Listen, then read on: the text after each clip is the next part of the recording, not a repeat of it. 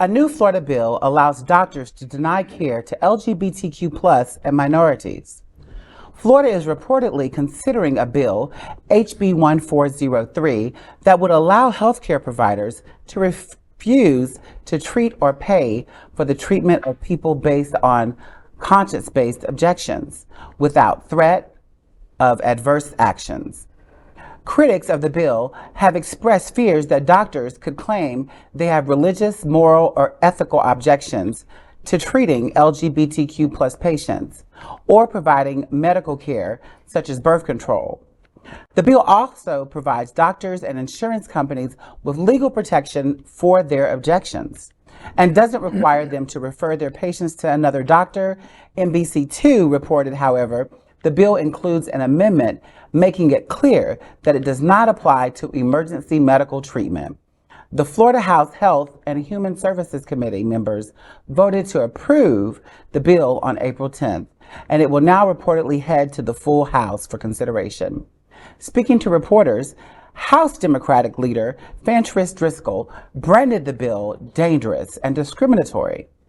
The bill is just one in a slew of anti-LGBTQ+ measures that have battered Florida in recent months, with a ban on gender-affirming care for trans youth, people passing, and a ban on public drag performances being considered.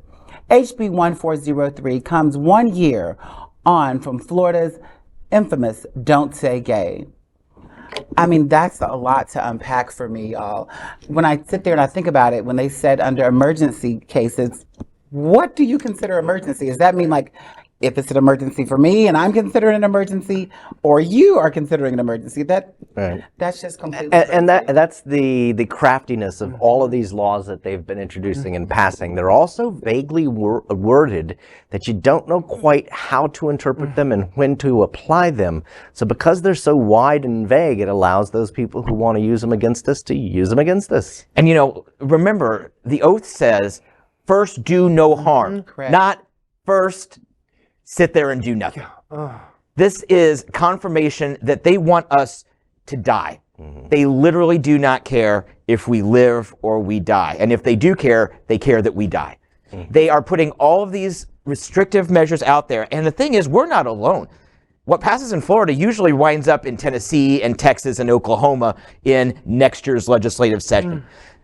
It's going to take court challenges for all of this, but you can't keep attacking trans kids. You can't keep attacking trans adults. You can't just start attacking gay health care in general because, let's face it, most of the major insurance companies, Florida Blues, Humana, they're still going to carry our PrEP. They're still going to carry those things, but it's getting the doctors to prescribe them and to be able to still afford them because now an insurance company, I'm not going to put names because no one said they were going to, but an insurance company is saying, okay, yeah, we'll carry Truvada or Discovery, but we're not going to cover the full cost. So now it's $1,500, $2,000 a month. This opens so many intricate floodgates. It could be a true health disaster and crisis. Well, so speaking of health disasters, because you just said, you brought up these issues that are specifically addressed or affect our LGBTQ plus community.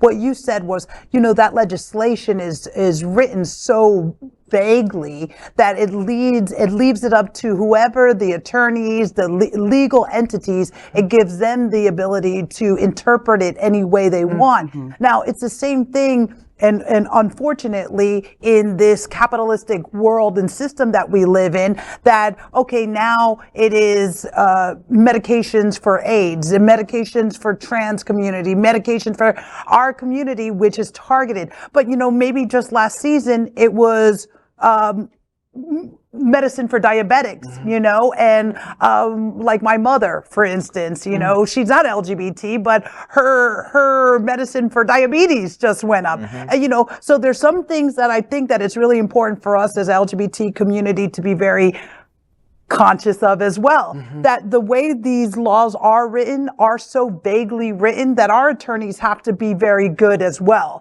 So it can't just be their attorneys backing up their, their doctors who are using these laws to support their decision not to give care. But it also this could get, like you said, really messy, because now what happens when everyone in the world, we all are just bringing our attorneys to the medical room, okay, to the operating room, to the doctor's visits. And how is it that we're even creating flow? Are we creating a connection? Is this human? Is this even humanity, where we're able to flow in this world and create this system where all of us are being able to be taken care of? So treated equally. And so I know who they're attempting to attack with these laws, but I also think that what they're setting up is fighting all around the table, and it gives all of us the power to interpret the laws the way we see it. There are gay doctors out there as well, so what do we have to do then? Do we have to flip the table? And so I don't know, man. This is just it's a real mess. Well, I'm glad you mentioned gay doctors, because they really should be encouraging young LGBTQ plus people to attend medical school and become doctors, because if it comes down to it, we're going to need to take care of our own and take care of each other. That's what it feels like is going to happen. LGBTQ plus news is vital for our community and for the broader world as a whole. We have enough enemies at Fox News. Tucker, Sean, and Lara are loud. We need passionate allies. Happening Out Television Network, Queer News Tonight, and It's Happening Out are literally out of the closet and into the headlines. Our community needs your support. Like this broadcast and subscribe now to ensure the growth of the entire LGBTQ plus community.